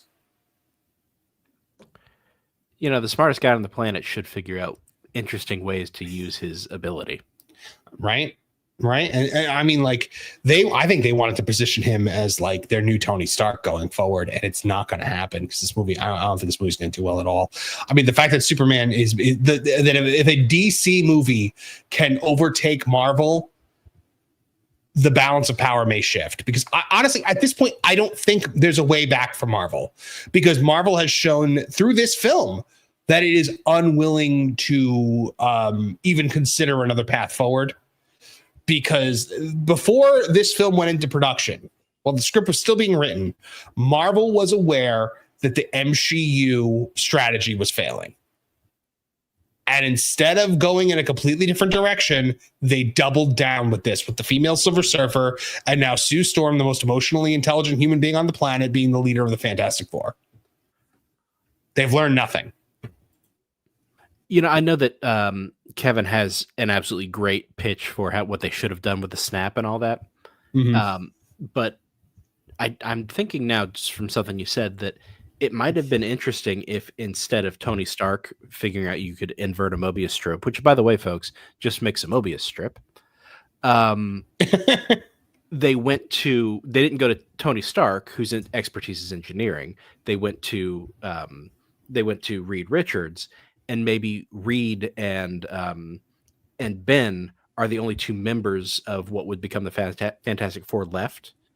And now, because of the snap, Sue's lost 5 years. So that partially explains why Reed's wife is so much younger than him. And they go to Reed, who's a broken man, and he helps them fix the problem. Suddenly, you've introduced the Fantastic Four into the MCU. Right. Yeah, I mean, that would make sense. That would be awesome. But, you know, they're not going to do it. The Photon Empress has a good point here. She says, The Man from Earth is a movie with no special effects, basically shot in a cabin. And it's a great story, a ton of fun. Not saying Disney needs to go down that path, but you can spend less. I mean, look, when audiences were coming out in droves and you were making $1 billion for whatever you did, then yeah, spend all the money. But you can't justify it anymore. But you also can't go. I feel like they also feel like they can't go back. And if anything, though, the visual effects have gotten worse. I would hate to take this drum so many people to the casino. Go ahead. Sorry, we beat this drum so many times that small personal stories to the characters don't require giant sky beams, right? Right.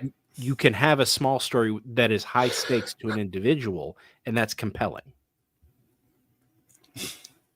And that's what we've been praying for a Spider-Man movie for how long, if you think about it. Like, I have a question for you guys, because I was thinking about this earlier when we were talking about how, like, every John Wick film needs to be bigger, bigger, and bigger. Can you guys remember the last time we had a superhero film that was just like the first Spider-Man movie where it's the hero and the villain? Because I can't, honestly. That's a good question. Yeah, they always have to go plus, and you know it's very rarely a good thing anymore, because it gets out of control. And that's with this Superman movie too, with all the characters that they put into it, and just all like the James Gunn Marvel nonsense that's been injected into Superman, and the fact that did you guys notice in this last trailer the CGI in this movie is ghastly? It looks terrible. It really does, man. That I think that's part of why the blown out lighting is affecting me when I watch it. It actually makes the CGI look worse.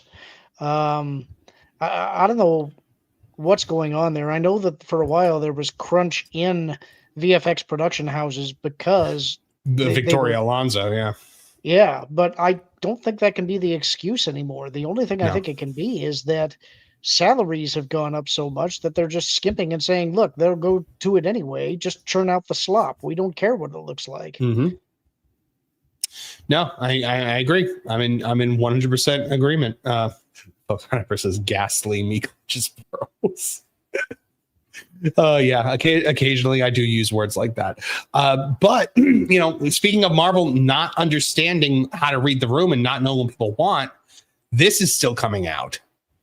And dislikes surged on a new Ironheart trailer that just came out 2 days ago as the original trailer surpassed 500,000 downvotes. Hey, she's got the 80 shoulder pads. Right. Remember the Titans. First trailer as of June 12th, the original Ironheart trailer has over 500,000 dislikes to 216,000 likes on YouTube. The new trailer, only in its second day, has 44,000 dislikes to 40,000 likes. Not a huge ratio, but it's still going that way. Actually, let's take a look. Let's check in and see what's going on with that trailer right now, because I'd be interested to see if it went up or down from this morning. So Ironheart, and did you see now like Ironheart is it's going to be like what do you call it? Oh, now it's 48,000 dislikes to 41,000 likes. So and I'm going to add to that tally right now. Yeah, go for it. No. There you go. They're mixing magic and technology now, apparently. Good. I mean, they should have done that. Yeah, but I think at the end of it, she's going to be rejecting magic for straight up technology, because the magic appears to be Mephisto magic, which comes from the hood. It doesn't come from the hood. It doesn't come from the hood as in like living in the hood. It comes from the character the Hood, who is the villain of this. I actually kind of want to explore the idea of hood magic. That kind of sounds like it could be interesting. It's called the Glow, and it was already in The Last Dragon. Oh my god, could you imagine if Shonuff is just the villain of this? Who is the Master Leroy? Oh, I love that. I love that movie. That movie is that is a bad movie that I love. We were talking about that earlier. The Last Dragon. If you guys have never seen The Last Dragon, go out of your way to see The Last Dragon. I hope they've licensed Black Magic Woman for this movie or show. Right. Well, we already got Black Girl Magic in the Marvels, with Samuel L. Jackson screaming it for no reason. But also, guys, you should be jumping on the bandwagon for this movie, according to Dominic Thorne, the star, because Robert Downey Jr. supposedly likes it, guys. So I don't know what you guys think you're doing by not wanting to see this, but with Ironheart still on the horizon, hype running low, Marvel is leaning heavily on borrowed nostalgia to convince audiences that Riri Williams is the rightful heir to Tony Stark's legacy, but longtime fans are not convinced. So she said,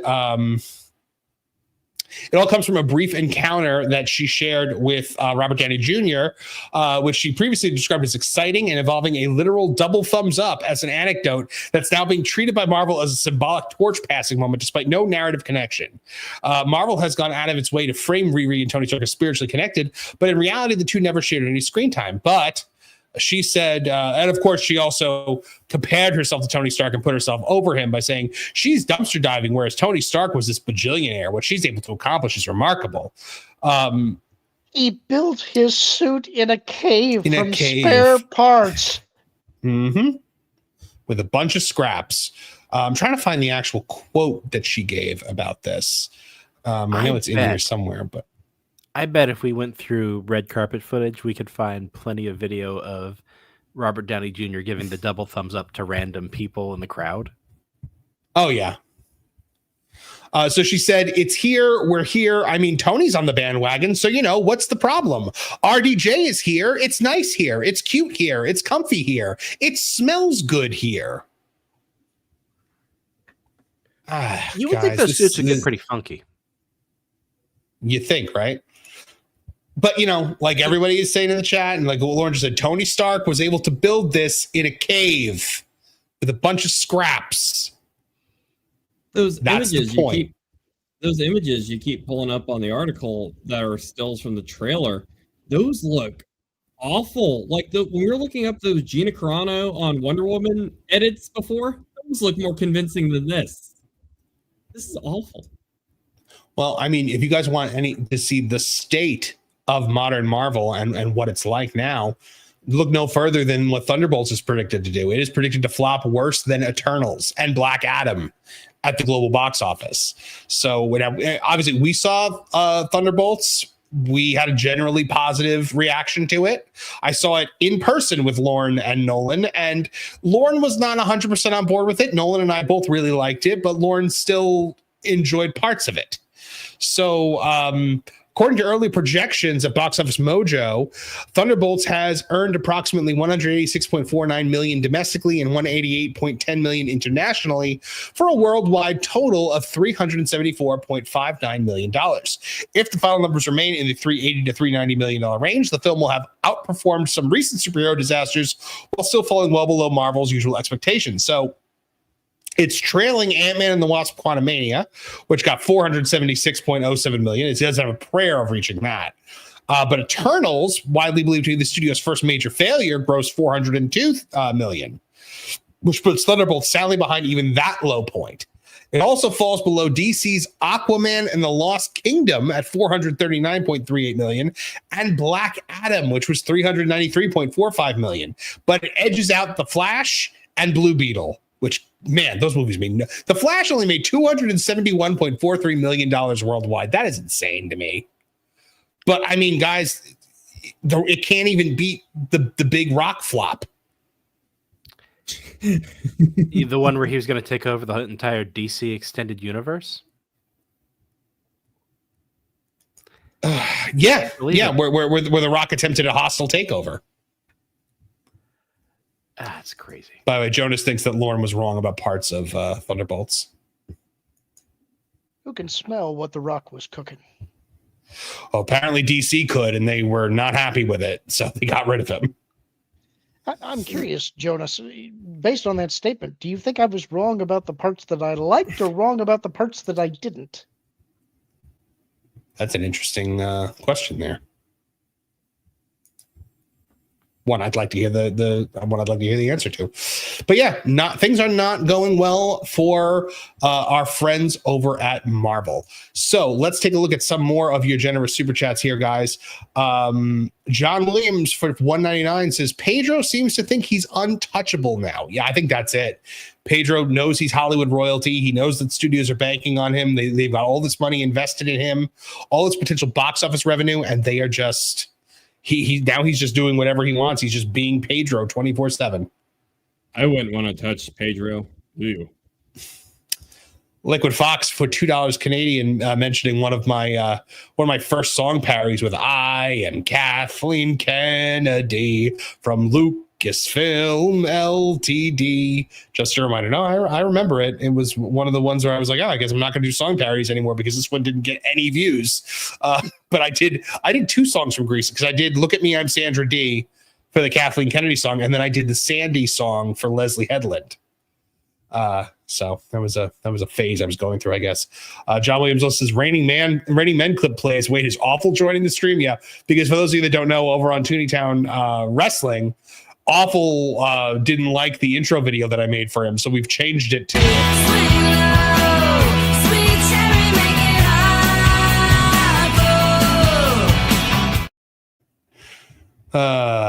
and of course.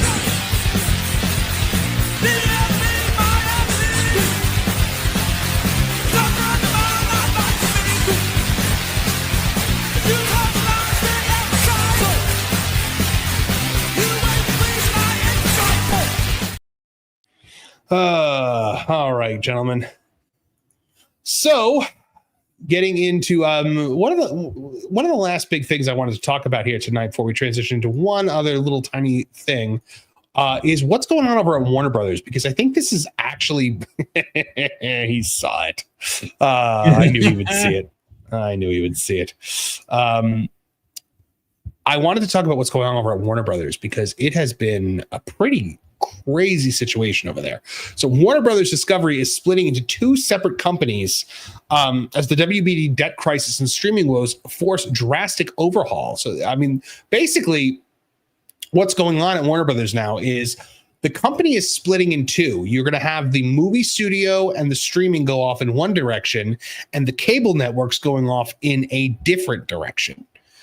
So now you have two separate companies, which I believe, guys, it's there specifically so that they could be like, we're closing down CNN, but the Warner Brothers stock then won't crash.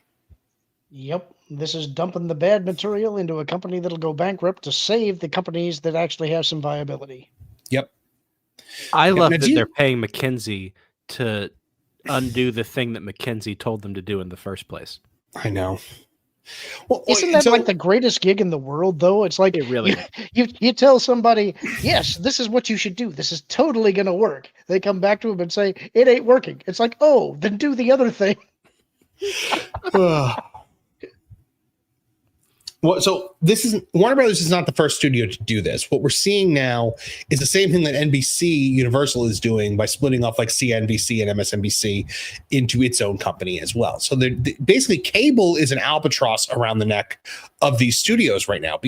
And Disney doesn't really have this problem because, yes, Disney has ABC, which is a network, not a cable network.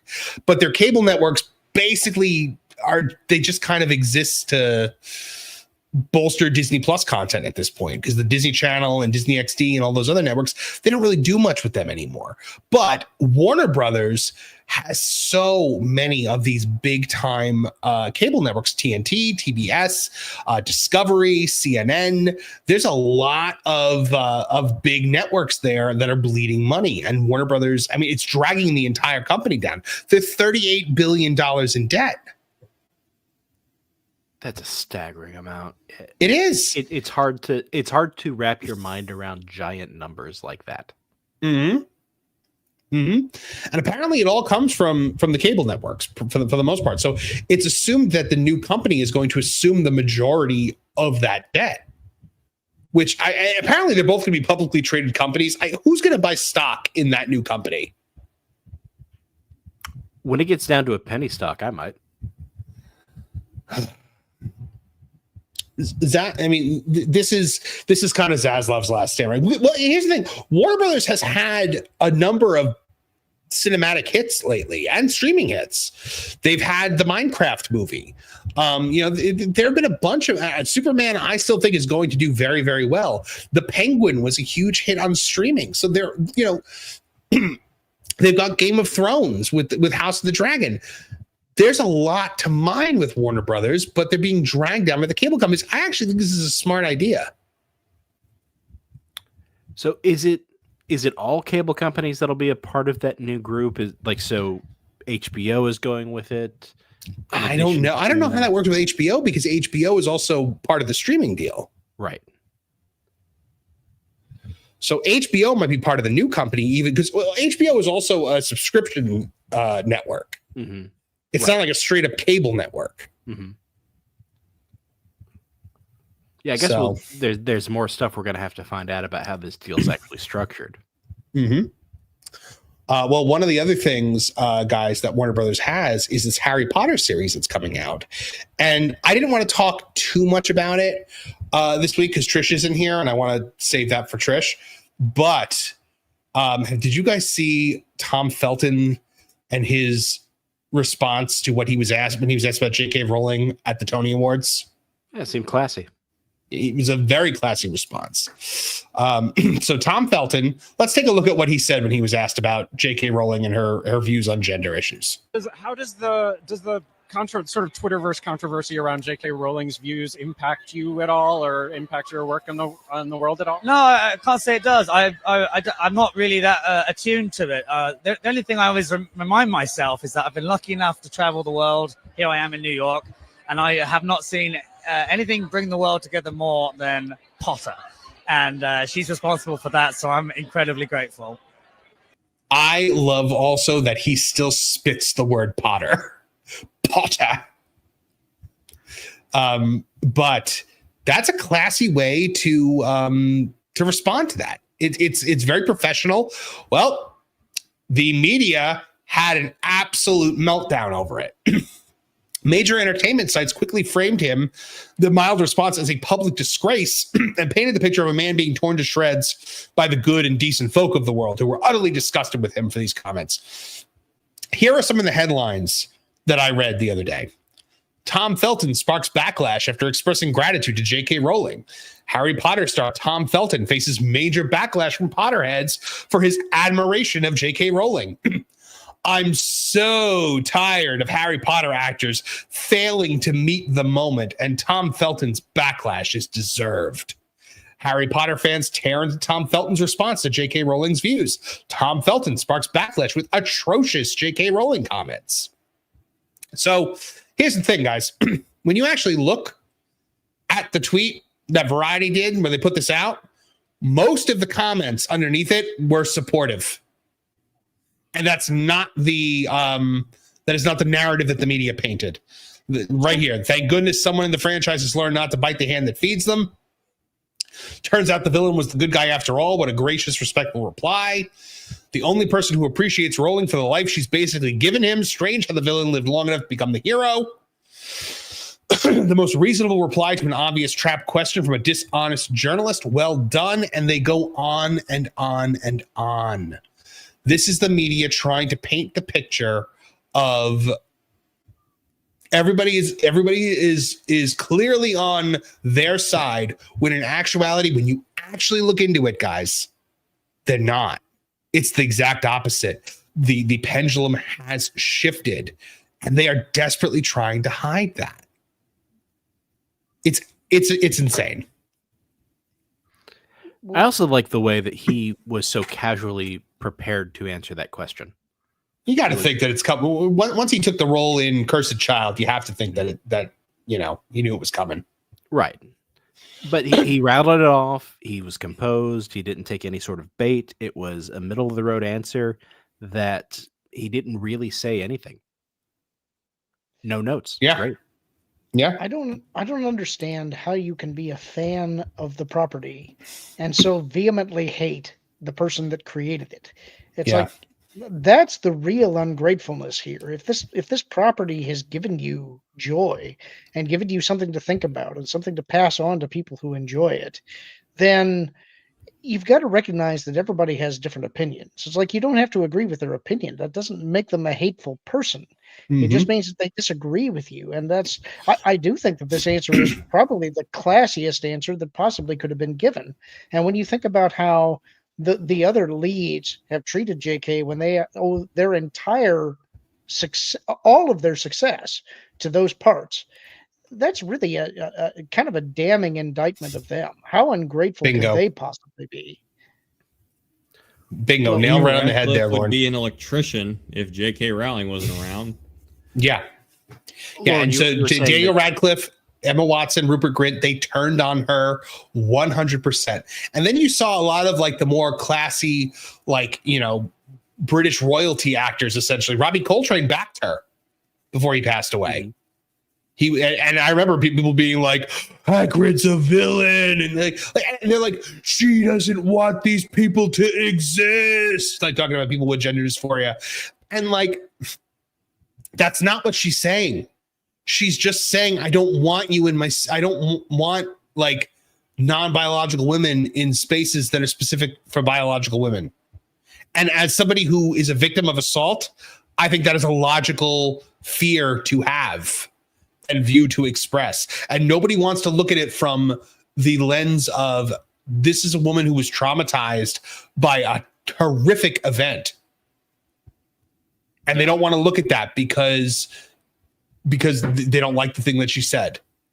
It's inconvenient. It's inconvenient to be empathetic to a woman when that flies in the face of the message. Lauren, though, I do have some artists whose work I really respect, but I just couldn't stomach. Like, there are some early Soviet propaganda movies like Battleship Potemkin. The Soviets were awful. And, I'm not afraid to say that anymore. But Battleship Potemkin is an excellently edited movie. It's spectacular. Sure. Or you look at a movie like The Pianist, and its director is human garbage.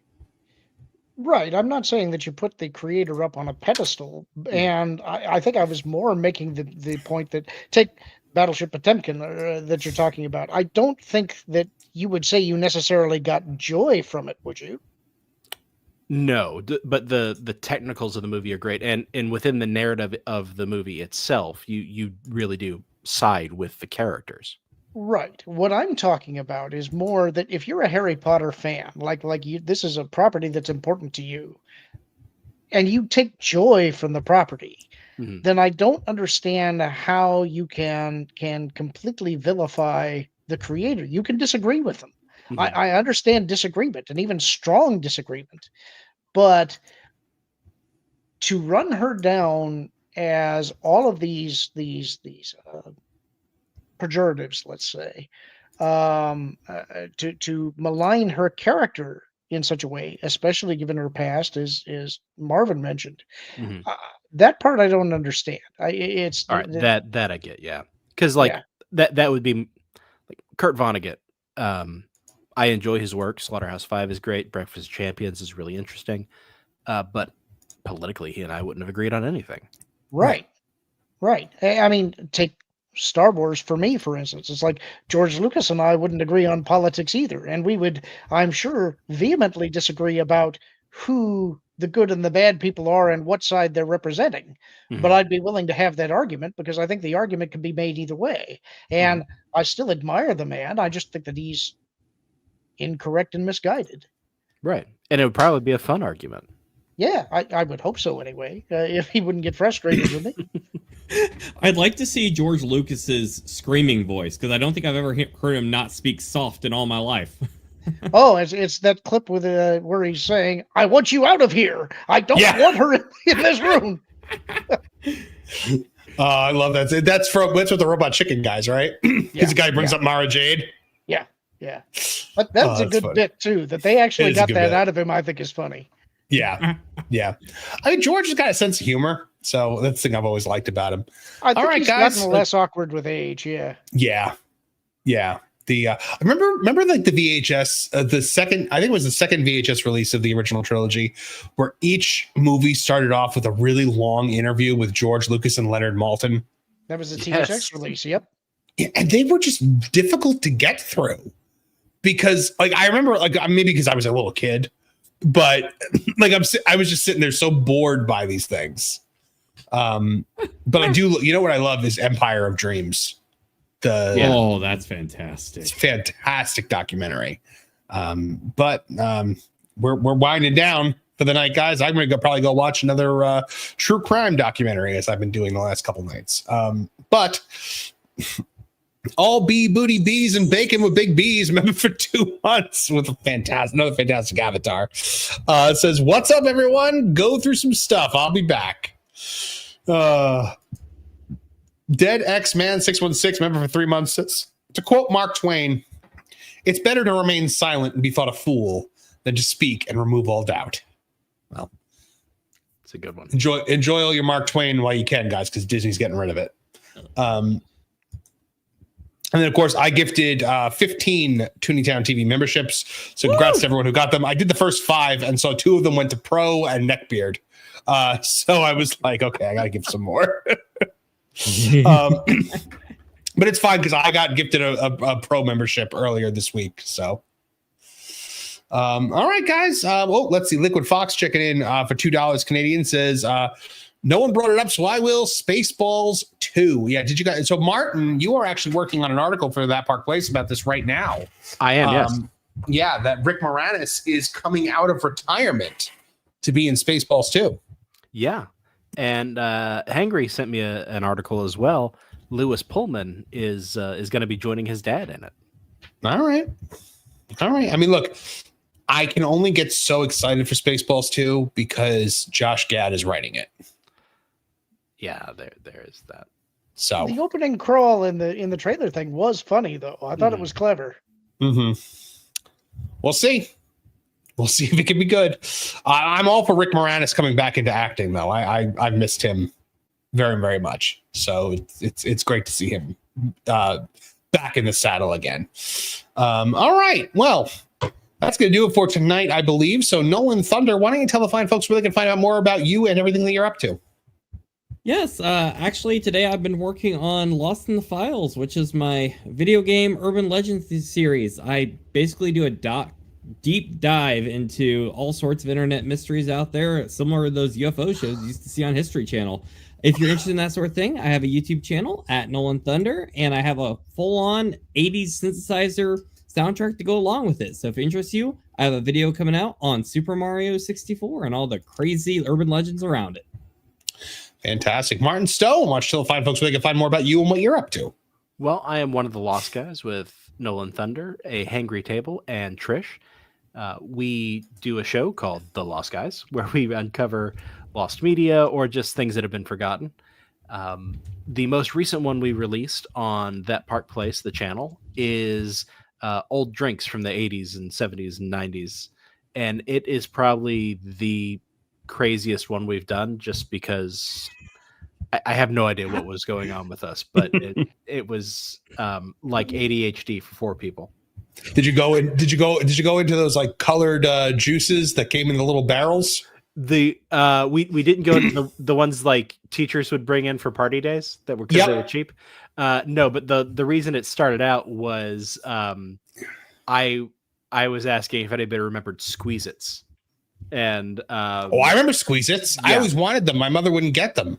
Yeah, and Trish remembered it, and so she ran with it, and we expanded it out from there. Yeah. We got them a couple times because I remember like they had like the cool cartoon bottles. Mm-hmm. So all I ever wanted was Kool-Aid, and it was never allowed to get Kool-Aid. No? What? No, we never got Kool-Aid. Oh, Lord's got him. I haven't even seen them in stores. Where do you find that? You got to know the right people. Apparently. Poor people. Is an artifact like the rest of your Indiana Jones collection at this point? Nope. I just got these last week. It belongs in a museum. It belongs. Oh, Lauren, tell the fine folks where they can find out more about you and what you're up to. You can find me at Lauren Connor on X, Lauren Connor 9030 on YouTube. I'm on the Genre Guys with Lou Wasserman's Ghost and Hangry Table. You can find me here on Thursdays and usually on WDW Pro Stream on Mondays and Wednesdays in the evening hours. Mm-hmm. All right, guys. And for me, make sure you check it out. Thatparkplace.com every single day, 8 to 10 articles about everything going on in pop culture. We got a lot of stuff that we don't really talk about on this show here over there right now about what's going on in Los Angeles right now, where basically Jimmy Kimmel and The View and all of them are lying about things that are happening, while people like Dean Cain and James Woods and Rob Schneider and Kevin Sorbo are talking about a lot of, things that differ from the media narrative and are being silenced for it. So go ahead and check that out. Also, now that I'm in the new studio, once I have everything set up, we will be doing more regular videos here on the channel. Trish and I are going to do Crime and Punishment again, now that I'm in this big true crime spree again. So we are doing our Ted Bundy episode very soon. I'm hoping to get that in the next week. We'll see. So those of you that got gifted memberships tonight, congratulations. Make sure you enjoy the early access and the exclusive content. All right, guys, that does it for this week. Thanks to everyone who chatted, everyone who super chatted, everyone who popped in and didn't say anything. We appreciate every single one of you. From all of us here at the Tooney Town channels, I'm Marvin the Movie Monster. Now get out of here. Now, Perry the Platypus, feel the wrath of my thank you-inator! Thank you, you piece of trash. Thank you. Thank you. Thank you! Oh, I suppose you want me to say thank you. Well, you know what? Saying thank you is like jobbing. Thank you! I got a little message. Thank you. Ooh, yeah! Oh, thank you! Oh, thank you! Thank you! Thank you! Thank you! Thank you! Thanks? For what? Hi-ho from all of us here at Tooney Town. Thank you! And viewers like you. Thank you.